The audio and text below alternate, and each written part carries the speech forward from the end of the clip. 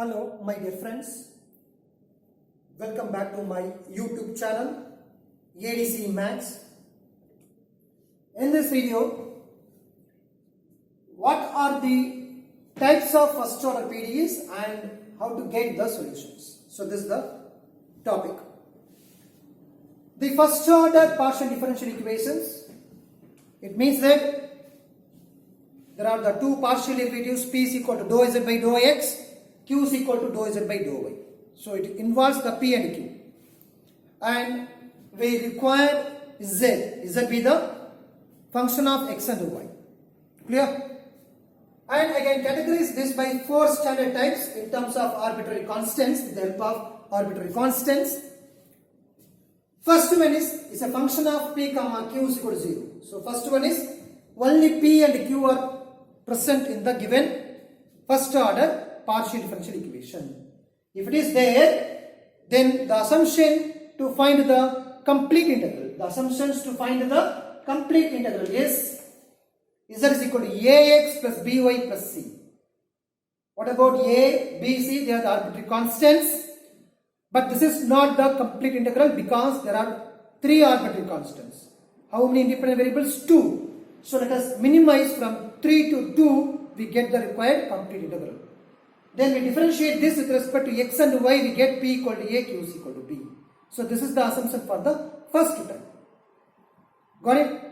And there is no particular integral and singular integral does not exist for the type number 1, f of p comma q equal to 0.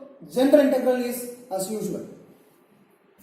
Second one is Clairaut's type equation is of the format z is equal to px plus qy plus a function of p and q. What are the p and q? First order partial derivatives. So z is equal to px plus qy plus f of p comma q. So this is called the Clairaut's type equation. For this type, to get the complete integral, just replacing p by a, q by b. Just replacing p by a, q by b, we get the complete integral, right? Then let us find out the singular integral because this is the one only type the singular integrals exist. There is no PA for any of these four types because what is a particular integral means that simply assign the particular values to the constant. So that is not that much very tough idea. So I do not discuss the PA. There is the usual ideas. So SI we can get and GI is also be found as usual. So this is the one and only type singular integrals exist. That is called the Clairaut's type equation. And third one is a function of z comma p comma q is equal to 0. So the first type is only p and q. Then if it is z is present, this time I assume that z be the function of x plus ay. Because you may think that we are using only the constant. What about the functions? Yeah. So this time I assume that z be a function of x plus ay. Take u is equal to x plus ay, then z becomes function of u. From this, by using this composite function idea, z is in terms of u in terms of x and y. So let us find out the partial derivatives p and q. This becomes dz by du and a into dz by du. What is a? A is constant. What about u? U is x plus ay. Now, after getting the p and q value, by using the total differentiation concept, because our aim is to get the z, dz is equal to p into dx plus q into dy. Substitute the p and q value in this, integrate with respect to x and y, left hand side is z, we get the required z. We get the required z, so this is with the help of total differentiation concept. Right? But in this step number 3, the beauty is the given data is the partial differential equation. After using this transformation, it can be reduced into or it can be transformed into ordinary differentiation. So partial differential equation can be transformed into ordinary differential equation. Got it? Then by using the total differentiation concept, we get the z. So this is the third type. Once again, for the third type, CI exists. This is the assumption. PA, we are not going to deal with it. And SI, we don't find because the singular integral does not exist. And the last one, GA is as usual.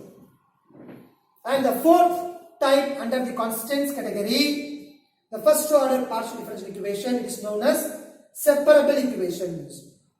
F is a function of x and p and f is a function of y and q. Why x and p are separated? Because when we will get the p value, p by differentiating z with respect to x. So x and p are separated, are connected.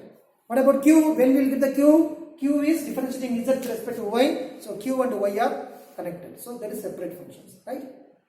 Now, if this comes in this type, very simple idea. Our ultimate aim is to get the z only. I am going to use the total differentiation concept. In this total differentiation concept, I need the small p and small q value. So how we are going to get p and q value? Let us assume that the given separable equation for some constant a. So from f1 of x comma p, we find p is a phi1 of x comma a, and from f2 of y comma q is equal to a, I am getting q is equal to phi2 of y comma a. So once we get p and q in terms of some constant a and x and y, substitute this value in this differential equation, in this integral equation, is equal to integral p dx plus q dy. Let us integrate. After integrating, we will add one more constant b. Right, sir? After we add one more constant b. Already here one constant is a. So how many constants totally? We get two constants. So there are equal number of arbitrary constants under the independent variables, so that it is called the complete integral. Clear? Okay. Suppose if I differentiate z with respect to b, what I am getting that dou z by dou b equal to 1 is equal to 0. So 1 equal to 0 is a contradiction to the number theory, which is a fallacy and which is absurd. So there is no singular integral for type 3 and 4. So that is the idea. No singular integral. No singular integral. So gi is as usual. Got it? And the first type is also there is no si because of what is here? We have c is separated. So once we have a constant separated, when we eliminate that constant, that time we differentiate with respect to z, that is, we differentiate z with respect to c, we get 1 is equal to 0, so which is a contradiction to the number theory. So that's why type 1 f of p comma q, type 3 and type 4, for these three types, singular integral does not exist. Only one type, that is the Clairaut's type alone, it may generate singular integral. Okay?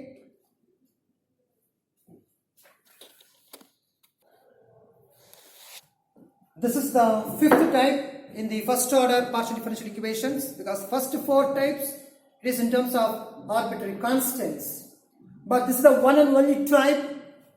It is involves the arbitrary function exactly in the form of phi of u comma v equal to 0. We have already seen that how to eliminate the phi of u comma v equal to 0 model, that is by taking the determinant value is equal to 0. If you remember, dou u by dou x, dou u by dou y, dou v by dou x and dou v by dou y equal to 0, automatically this phi is eliminated when we frame the partial differential equations.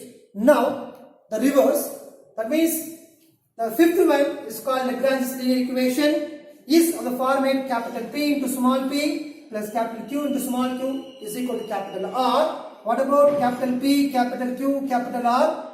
There are maybe a constant or functions of x, y, z. Then what about small p and q? Small p and q are the first order partial derivatives. First order partial derivatives. It's clear? So for this step number 5, the assumption is to write the axillary equation or subsidiary equation. Dx by capital P is equal to dy by capital Q is equal to dz by capital R. Capital P, capital Q, capital R are the functions of x, y, z are the constants. This is the three ratios. So by using some ratio properties and by using method of grouping technique or method of multipliers, our aim is to find out two different, distinct or independent solutions, namely u of x comma y comma z equal to 0 and v of x comma y comma z equal to 0. Hence, the required general solution is of the format phi of u comma v equal to 0. So this is in terms of only arbitrary function, no constant at all. So there is no complete integral, there is no particular integral idea, there is no singular integral. Directly it is general because of arbitrary functions. Let us see that.